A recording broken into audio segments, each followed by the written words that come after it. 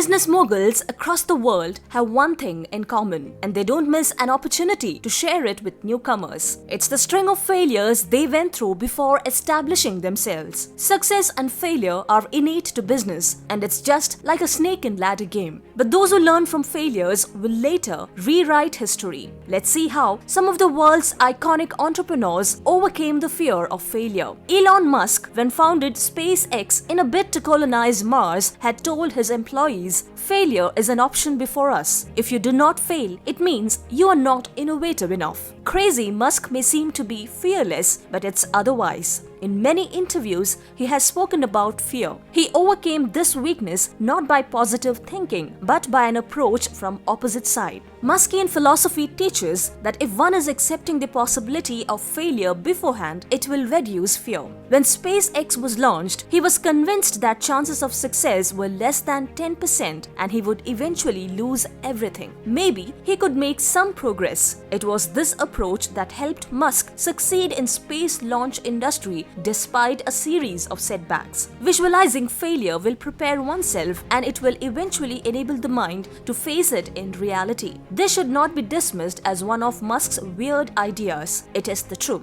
Methods of Virgin founder Richard Branson are different. He was a man who feared hot air balloon flights. Branson suggests seeing failure as greatest learning tool. This way, one can escape the short-term unease that failures create and make them a bridge to long-term gains. Failure is terrible, and no one becomes an entrepreneur just to lose. Next time, when you encounter a setback, take a pen and paper and try to write down all your positives. This will be a step towards your future success. In the startup world, there is an oft-quoted statement. It tells you, "Don't fear failures." There is a classic quote by Thomas Alva Edison. It goes like this: "I have not failed. I have just found 10,000 ways that won't work." This should be the attitude of every entrepreneur.